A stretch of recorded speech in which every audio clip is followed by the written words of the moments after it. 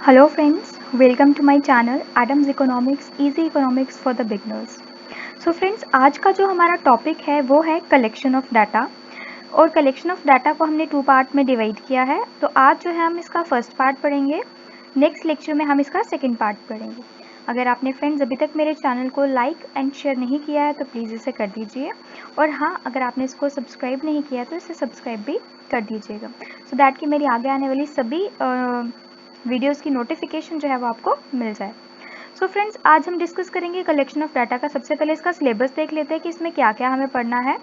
तो collection of data में हम लोग डिस्कस करेंगे meaning and purpose of data collection, कि डाटा कलेक्शन होता क्या है और क्यों हमें इसको करने की ज़रूरत है। नेक्स्ट आ जाएगा क्या डिफरेंट सोर्सेज हैं जो इसमें इन्वॉल्व हैं, वो हम पढ़ेंगे कि किस किस सोर्स के थ्रू डाटा को कलेक्ट किया जा सकता है। थर्ड चीज़ इसमें आ जाएगी प्राइमरी एंड सेकेंडरी सोर्सेज के बीच में डिफरेंस। फोर्थ चीज़ आ जाएगी हमारे पास friends methods of data collection, कि डाटा कलेक्शन के डिफरेंट मेथड्स क्या हैं। एंड फिफ्थ चीज़ जो हमारे पास आ जाएगी difference between census and sampling, census और सैम्पलिंग किस तरह से अलग अलग चीज़ें हैं, ये हम पढ़ेंगे। एंड सिक्स्थ और जो हमारे पास आइटम आ जाएगी that is the techniques of sampling, which means कि कितनी टेक्निक्स हैं हमारे पास सैम्पलिंग की जिनके थ्रू हम सैम्पलिंग कर सकते हैं। तो फ्रेंड्स, आज हम जो पढ़ने जा रहे हैं वो हमारे पास है meaning and purpose of data. तो meaning and purpose of data में सबसे पहले हम इसका मीनिंग देख लेते हैं। तो मीनिंग में हम देख सकते हैं यहाँ पे कि कलेक्शन ऑफ डाटा जो है वो एज सच कोई बहुत डिफिकल्ट चीज़ नहीं है, बट बल्कि क्या है, सिंपली अ टूल। ये सिंपली एक टूल है जो कि क्या करेगा, कलेक्ट करेगा इन्फॉर्मेशन। लेकिन किस तरह की इन्फॉर्मेशन को, न्यूमेरिकल इन्फॉर्मेशन को, उस इन्फॉर्मेशन को जो नंबर्स में गिवन होती है, जैसे 1 2 3 4, इस तरह से जो इन्फॉर्मेशन गिवन होती है उसको हम कहते हैं न्यूमेरिकल इन्फॉर्मेशन। ठीक है फ्रेंड्स, तो अब कलेक्शन ऑफ डाटा क्या हेल्प करता है कि वो जो न्यूमेरिकल इन्फॉर्मेशन हमने कलेक्ट की होती है, किस तरह से उस इन्फॉर्मेशन के थ्रू हम जो है साउंड एंड क्लियर सॉल्यूशंस को फाइंड आउट करते हैं, और जो भी प्रॉब्लम होती है उसको मिटिगेट करने के न्यू वेज जो है वो हम सर्च करते हैं। तो इसीलिए ये जो है बहुत ही हेल्पफुल है। अब आ जाते हैं इसके पर्पज़ के ऊपर। तो फ्रेंड्स, इसका पर्पज़ ये होता है कि ये हमें बिल्कुल एक्यूरेट, सिंपल और क्लियर जो इन्फॉर्मेशन है वो प्रोवाइड करे जिस भी प्रॉब्लम की हम बात कर रहे हैं। फॉर एग्जांपल, हमारे पास इकोनॉमिक प्रॉब्लम्स बहुत सारी होती हैं, like poverty is there, unemployment, illiteracy, ठीक है, हेल्थ इश्यूज, सैनिटरी प्रॉब्लम्स। तो there are number of problems, ठीक है, बहुत सारी प्रॉब्लम्स होती हैं। उन सभी प्रॉब्लम्स को अंडरस्टैंड करने में एंड उनको बिल्कुल सही से समझने में और उनके ऊपर फंड्स को ईजिली एलोकेट करवाने में ये हमारी मदद करता है। अगर हमारे पास इसका डाटा ना हो तो हमें नहीं पता चलेगा कि कितने ऐसे पर्सन्स हैं, कितने ऐसे इंडिविजुअल्स हैं जिनको गवर्नमेंट की तरफ से सारी जो फैसिलिटीज़ हैं वो मिल रही हैं, और कितने ऐसे हैं जो उन फैसिलिटीज़ को अनअवेल कर रहे हैं, मीन्स जिनको वो नहीं मिल रही हैं। तो जिनको नहीं मिल रही हैं उनको किस तरह से वो प्रोवाइड करवाई जाए, तो ये सब चीज़ों का हमें क्या करना पड़ता है फ्रेंड्स, ध्यान रखना पड़ता है। तो इसके लिए हमारी जो हेल्प करता है वो कौन हेल्प करता है, वो डाटा कलेक्शन करता है। अब आ जाते हैं नेक्स्ट चीज़ पे जो है sources of data collection. Sources of data collection, अब कुछ बुक्स में आप पढ़ेंगे तो आपको मिलेगा primary source, secondary source, published source, unpublished source and other sources, इस तरह के 5 सोर्सेज मिलेंगे। मैं तो यहाँ पे सिर्फ 2 को डिस्कस कर रही हूँ। तो आप बोलोगे कि मैम आपने तो सिर्फ 2 को डिस्कस किया, बट हमारे पास तो हमें 5 सोर्सेज मिल रहे हैं। बट एक्चुअली उसके पीछे रीज़न है, जैसे ही हम इसको पढ़ते हैं वो रीज़न हमारा क्लियर हो जाएगा कि क्यों मैंने यहाँ पे सिर्फ 2 ही सोर्सेज को बेसिकली जो है यहाँ पे डिस्कस किया है। तो सबसे पहले बात आती है प्राइमरी सोर्स की। प्राइमरी सोर्स क्या होता है, primary means basic. Primary term का ही मतलब होता है कि जो बेसिक चीज़ की हम बात कर रहे हैं, पहली चीज़ की हम बात कर रहे हैं, उसको हम प्राइमरी कहते हैं। तो primary source of data collection क्या होता है फ्रेंड्स, जिसमें जो रिसर्चर है, जो एन्यूमरेटर है, जो प्रॉब्लम के ऊपर डील कर रहा है, वो खुद जाके डाटा को कलेक्ट करेगा, उसे हम कहते हैं primary source of data collection. और साथ ही साथ इसका जो दूसरा नाम है फ्रेंड्स वो है फर्स्ट हैंड इन्फॉर्मेशन। इसको हम फर्स्ट हैंड इन्फॉर्मेशन भी कहते हैं। क्यों? क्योंकि जिसको रिक्वायरमेंट है वो खुद ही जा रहा है और खुद ही डाटा कलेक्ट कर रहा है। ठीक है, तो ये फर्स्ट हैंड है, जिसको चाहिए थी उसी के पास इंफॉर्मेशन रही, वो किसी और के पास ट्रांसफर नहीं हुई। ठीक है, इसीलिए प्राइमरी डाटा जो है वो प्राइमरली यूज कौन करता है, वही लोग जो उसको कलेक्ट करते हैं एंड जो उसको प्रोसेस करते हैं, ठीक है। वहीं जब हम दूसरी तरफ जाते हैं तो हमारे पास आ जाता है सेकेंडरी डाटा, ठीक है, सेकेंडरी सोर्स ऑफ डाटा। तो सेकेंडरी सोर्स ऑफ डाटा क्या होता है फ्रेंड्स, कि जो हम स्टडी में यूज तो कर रहे हैं, ठीक है, लेकिन एक्चुअली में वो स्क्रूटनाइज एंड टैब्यूलेट किया है किसी और ने, किसी और, चाहे वो कोई एजेंसी है, कोई इंडिविजुअल है, कोई ग्रुप है, कोई एसोसिएशन है, कोई भी कर सकता है, ठीक है। लेकिन उसकी स्क्रूटनाइजेशन एंड टैब्यूलेशन मीन्स की collection, scrutinization means collection and tabulation means उसकी प्रोसेसिंग, ठीक है। तो उसका जो कलेक्शन एंड प्रोसेसिंग है वो किसी और एजेंसी ने किया हुआ है, वो हमने खुद ने नहीं किया है, लेकिन डाटा कौन यूज कर रहा है, हम यूज कर रहे हैं। तो मतलब इनिशियली इसको किसी और ने कलेक्ट किया है, तो जिसने कलेक्ट किया है उसके लिए वो फर्स्ट हैंड डाटा था, लेकिन अब क्योंकि हम इसे यूज कर रहे हैं तो हमारे लिए अब सेकंड हैंड, अब सेकंड पर्सन के पास आया, तो अब ये सेकंड हैंड डाटा बन गया, ठीक है।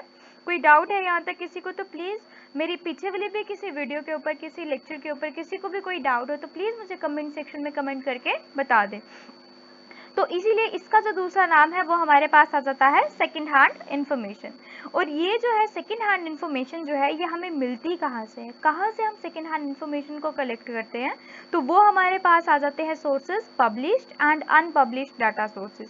कौन से सोर्सेज हैं फ्रेंड्स, पब्लिश्ड एंड अनपब्लिश्ड। इसीलिए उसको जो है मैंने एक सेपरेट कैटेगरी में नहीं डाला है, क्योंकि वो सेकेंडरी सोर्स के अंडर आते हैं। सेकेंडरी सोर्स का जो डाटा है वो हम published and unpublished data sources से क्या करते हैं, कलेक्ट करते हैं, ठीक है। तो अब हम यहाँ पे देख लेते हैं, थोड़ा सा डिस्कस कर लेते हैं कि पब्लिश्ड सोर्सेज कौन से हैं और अनपब्लिश्ड सोर्सेज कौन से हैं। पब्लिश्ड सोर्सेज वो होते हैं फ्रेंड्स जो इन रिटन फॉर्म हमें मिलते हैं, ठीक है, इन रिटन फॉर्म हमें देखने को मिलते हैं एंड गवर्नमेंट की तरफ से लीगलाइज्ड पब्लिश्ड हुए होते हैं, ठीक है। उनके ऊपर किसी न किसी एजेंसी, किसी इंडिविजुअल का कॉपीराइट, किसी कंपनी का कॉपीराइट होता है, उनको हम कहते हैं पब्लिश्ड सोर्सेज, ठीक है। जैसे यहाँ पे गवर्नमेंट पब्लिकेशन, गवर्नमेंट का कोई है, जैसे सर्वे गवर्नमेंट जो है अपना सेंसस जो है, सेंसस गवर्नमेंट को जो डिस्ट्रीब्यूट करती है लोगों में, या गेजेट आती है गवर्नमेंट की तो वो आती है, वो क्या है, वो सब गवर्नमेंट पब्लिकेशंस होती है, उनके बीच में से हम डाटा को यूज़ कर सकते हैं। और जो वहाँ से हम डाटा यूज़ करते हैं उस डाटा को हम सेकेंडरी सोर्स डाटा कहेंगे, और वो ऑथेंटिकेट डाटा होता है, वो बिल्कुल एक्यूरेट डाटा होता है, ठीक है फ्रेंड्स।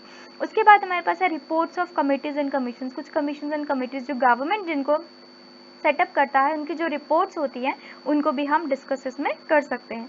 फिर आ जाता है प्राइवेट पब्लिकेशंस लाइक जर्नल्स हैं, न्यूज़पेपर्स हैं, रिसर्च इंस्टीट्यूट्स हैं, ठीक है। रिसर्च इंस्टीट्यूट जैसे इसरो है, या तो इन्होंने कोई अपनी कोई कुछ दे दिया, कोई अपनी पब्लिकेशन दे दी एक निकाल के, किसी जैसे मार्स के ऊपर कुछ दे दिया, ठीक है, या किसी और चीज़ के ऊपर कुछ दे दिया, तो वो सब चीज़ें किस में आती है, हमारी पब्लिश्ड सोर्सेज ऑफ हमारा डाटा कलेक्शन में आता है। पब्लिकेशन ऑफ ट्रेड एसोसिएशन है कोई, उसने कोई पब्लिकेशन दी है, तो ये सारी जो पब्लिकेशन है हमारी पब्लिश सोर्स है। इंटरनेशनल पब्लिकेशन, जरूरी नहीं कि ये सब चीज़ें नेशनल पब्लिकेशन ही हो, इंटरनेशनल पब्लिकेशन भी हो सकती है, मीन्स आपकी यूएस की कोई पब्लिकेशन भी हो सकती है, रशिया की कोई पब्लिकेशन भी हो सकती है, जिसको आप अपने काम में क्या कर सकते हैं, यूज़ कर सकते हैं।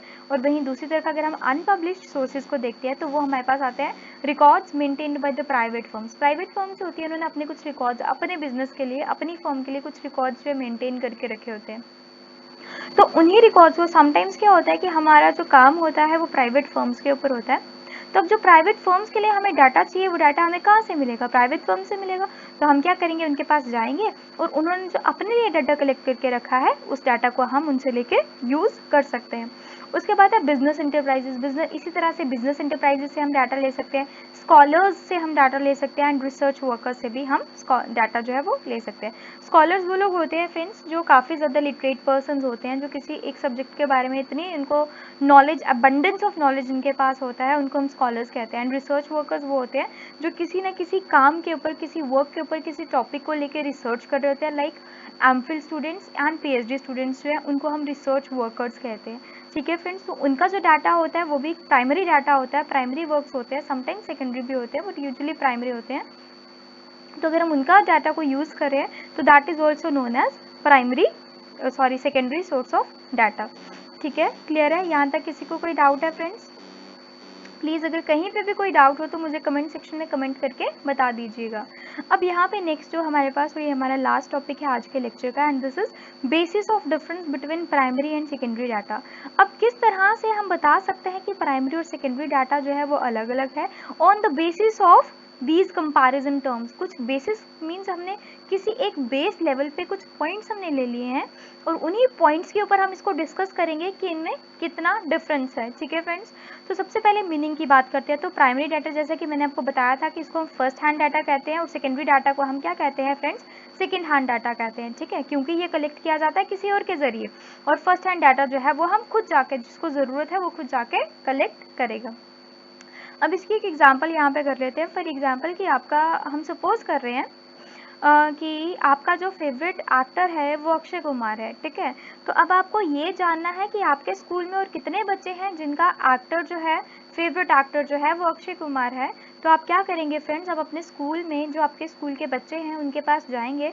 फर्स्ट ऑफ ऑल आप एक क्वेश्चनर प्रिपेयर कर लेंगे कि जो जो क्वेश्चंस आपको उनसे पूछने हैं। ठीक है, क्योंकि ऑन द स्पॉट आपको क्वेश्चंस याद नहीं आएंगे, तो आप एक क्वेश्चनर मीन्स एक क्वेश्चन पेपर टाइप आप प्रिपेयर कर लेंगे।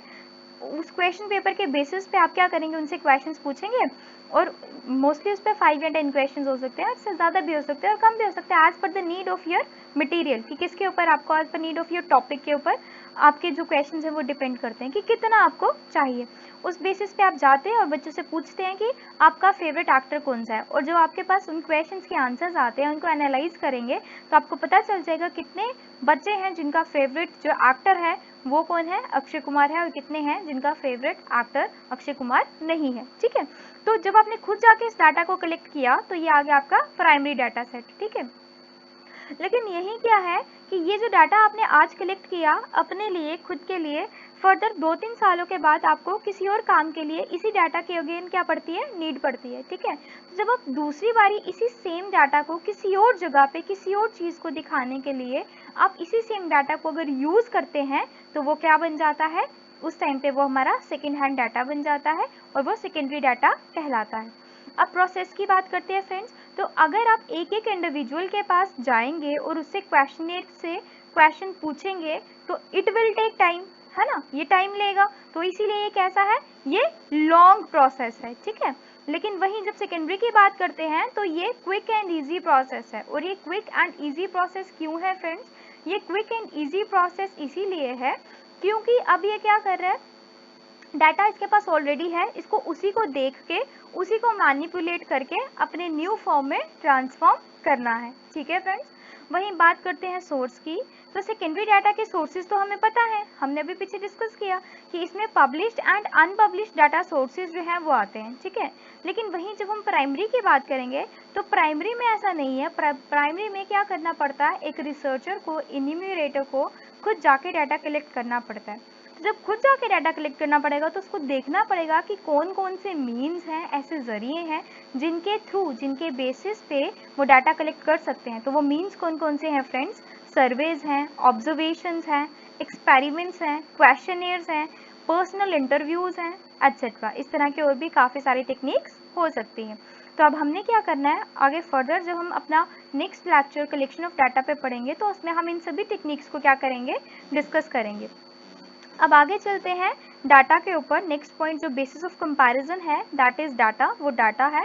और प्राइमरी की बात करें तो वो रियल टाइम डाटा की बात करता है। मींस अगर आपको आज किसी चीज़ पे स्टडी करनी है तो आप आज ही जाएंगे, उस टॉपिक के ऊपर डाटा कलेक्ट करेंगे, तो वो आपका रियल टाइम डाटा कहलाता है। ठीक है, लेकिन अगर आपने आज जो डाटा कलेक्ट किया है वो आप 4-5 साल के बाद किसी और चीज़ के ऊपर, आज तो आपने इस्तेमाल कर लिया, फर्दर आप किसी और चीज़ के ऊपर इस्तेमाल कर रहे हैं, या आपके किसी फ्रेंड को उस डाटा की नीड है तो आपने अपना वो डाटा जो कलेक्ट किया था वो आपने उसको दे दिया, या किसी एजेंसी से आपने कोई डाटा ले लिया, या सेंसस से आपने डाटा ले लिया और उसके ऊपर अब आप स्टडी कर रहे हैं, तो that is on the basis of past time. तो वो किसकी बात करता है, पास्ट टाइम डाटा की बात करता है। ठीक है फ्रेंड्स, तो रियल टाइम और पास्ट टाइम का जो डिफरेंस है वो क्लियर हो गया। उसके बाद नेक्स्ट आ जाते हैं cost effectiveness. Cost effectiveness means कितना कॉस्टली अफेयर हमारे लिए रहता है। तो फ्रेंड्स अगर हम प्राइमरी डाटा की बात करें तो वो बहुत ही एक्सपेंसिव रहता है, क्योंकि हमें एक एक इंडिविजुअल के पास जाना पड़ेगा, इसमें हमारा टाइम भी जाएगा, और अगर टाइम जाएगा ट्रांसपोर्टेशन कॉस्ट भी जाएगी और हमारी अपॉर्चुनिटी कॉस्ट भी जाएगी। इकोनॉमिक्स में अपॉर्चुनिटी कॉस्ट की बहुत वैल्यू है। एंड अपॉर्चुनिटी कॉस्ट क्या होती है कि हमारी जो एडिशनल कॉस्ट जो लग रही है, जो नेक्स्ट बेस्ट ऑल्टरनेटिव की कॉस्ट है, उसको हम अपॉर्चुनिटी कॉस्ट कहते हैं। और इन सिंपल वर्ड्स अगर कहूँ तो जो हमारे एफर्ट्स लग रहे हैं एडिशनल, मीन्स पैसा तो लग रहा है, मॉनेटरी टर्म्स में तो कॉस्ट हम पे कर ही रहे हैं, लेकिन जो हमारे एफर्ट्स लग रहे हैं, हमारा हार्डवर्क लग रहा है, उसकी कॉस्ट को हम कहते हैं, वही जो कॉस्ट है वो अपॉर्चुनिटी कॉस्ट कहलाती है, और उस बेसिस पे ये एक्सपेंसिव है। लेकिन वहीं जब हम दूसरी तरफ सेकेंडरी डाटा की बात करते हैं तो ये कैसा है फ्रेंड्स, ये बहुत ही इकोनॉमिकल है, क्योंकि इसमें हमें टाइम वेस्ट नहीं होगा, हमें कहीं जाना नहीं पड़ेगा, हमारा हार्ड लेबर नहीं लगेगा, घर पे बैठे आराम से हम नेट से, गूगल से, वेब से, कहीं से भी हम डाटा को क्या कर सकते हैं, कलेक्ट कर सकते हैं, और उसके बेसिस पे हम अपना काम कर सकते हैं। कलेक्शन टाइम इसमें लॉन्ग रहता है क्योंकि हर इंडिविजुअल के पास जाना पड़ता है, इसमें शॉर्ट रहता है क्योंकि घर बैठे ही हमारा सारा काम हो जाता है। अब नेक्स्ट बात करेंगे स्पेसिफिकेशंस की। तो स्पेसिफिकेशंस की मीन्स पर्टिकुलरिटीज़ की। क्या होती है पर्टिकुलरिटीज़, कि जो हम डाटा कलेक्ट कर रहे हैं क्या वो किसी पर्टिकुलर टॉपिक के लिए कलेक्ट किया जा रहा है या नहीं, ये चीज़ बहुत इंपॉर्टेंट है। जो प्राइमरी सर्वे की, प्राइमरी डाटा की बात होती है, तो प्राइमरी डाटा में क्या होता है, जो भी हम डाटा कलेक्ट करते हैं वो स्पेसिफिक होता है to the need of the researcher, means researcher को, कि आपको अपने फेवरेट एक्टर के बारे में जानना था, तो ये आपके स्पेसिफिकेशन के अकॉर्डिंग ही आपने क्वेश्चनर बनाया और आपने डाटा कलेक्ट किया, ठीक है। लेकिन अब अगर आप अपने फ्रेंड को वो दे देते हैं तो हो सकता है उसको आपके एक्टर के साथ साथ और भी 2-4 चीज़ों के बारे में जानना हो, या किसी और चीज़ के बारे में जानना हो जिसमें उसको उस डाटा की नीड पड़ती हो, ठीक है।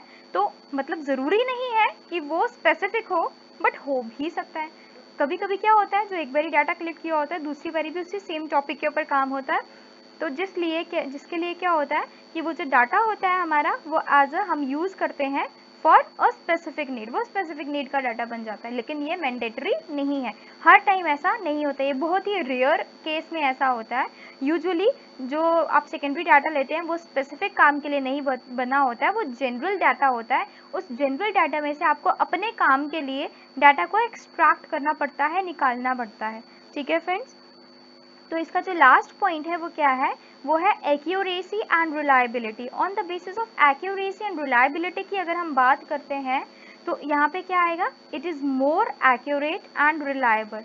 ये जो है मोर एक्यूरेट एंड रिलायबल होता है। क्यों मोर एक्यूरेट एंड रिलायबल होता है, क्योंकि ये हमने खुद जाके कलेक्ट किया होता है और हमें पता है कि हमें किस नीड के लिए, किस टॉपिक के लिए हम इसको कलेक्ट कर रहे हैं, हमारा मोटिव क्या है इस कलेक्शन का, तो इसीलिए हम उसी बेसिस को, उसको माइंड में रख के हम जो है डाटा कलेक्ट करते हैं, तो इसीलिए वो बिल्कुल एक्यूरेट एंड रिलायबल होता है। लेकिन वहीं जब हम दूसरी तरफ बात करते हैं सेकेंडरी सोर्स की, सेकेंडरी डाटा की, तो सेकेंडरी डाटा में क्या होता है फ्रेंड्स, ये भी एक्यूरेट होता है क्योंकि हमने इसको क्या किया है, कहाँ से लिया है, हमने इसको ऑथेंटिक साइट्स में से लिया है, हमने इसको पब्लिश्ड गवर्नमेंट के सोर्सेज में से लिया होगा, या तो हमने इनको वेबसाइट से लिया होगा, ठीक है, तो ये भी ऑथेंटिक होता है। लेकिन ये रिलेटिवली लेस एक्यूरेट होता है। अब रिलेटिव मैंने सिंपली लेस नहीं लिखा है, रिलेटिवली लेस लिखा है।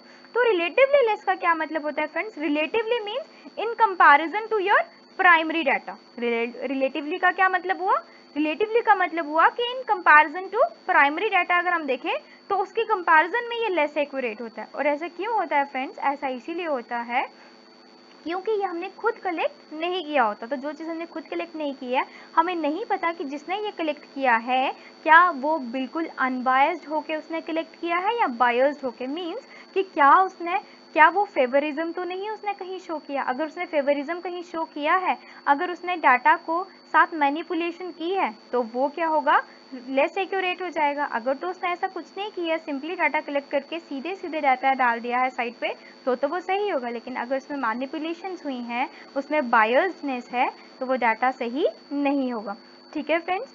तो आज का लेक्चर हमारा यहीं ख़त्म होता है फ्रेंड्स। जो हम यहाँ पे आप कुछ टॉपिक्स मैंने आपको बताए हैं जो हमारे नेक्स्ट लेक्चर में हम डिस्कस करने वाले हैं। और ये चैप्टर आपके जो सेकंड थर्ड चैप्टर है, आपके थर्ड चैप्टर के ही हैं ये। इसमें आपके पास क्या है, different methods of data collection के डिफरेंट मेथड्स क्या क्या है, difference between census and sampling, census and sampling के बीच में क्या डिफरेंस है, एंड टेक्निक्स ऑफ सैम्पलिंग, और टेक्निक्स ऑफ सैम्पलिंग क्या होती हैं, ठीक है। तो ये 3 टॉपिक हम अपने नेक्स्ट लेक्चर में डिस्कस करेंगे। तो अगर आपको आज का मेरा ये लेक्चर अच्छा लगा हो तो प्लीज़ मेरे चैनल को लाइक, शेयर एंड सब्सक्राइब ज़रूर कर दीजिएगा। अगर अभी तक सब्सक्राइब नहीं किया है तो सब्सक्राइब ज़रूर कर देना, और हाँ, बेल आइकन को दबाना मत भूलिएगा, क्योंकि फ्रेंड्स अगर आप बेल आइकन को नहीं प्रेस करेंगे तो आपको मेरी आगे आने वाली वीडियोज़ की नोटिफिकेशन नहीं मिलेगी। So thank you so much friends.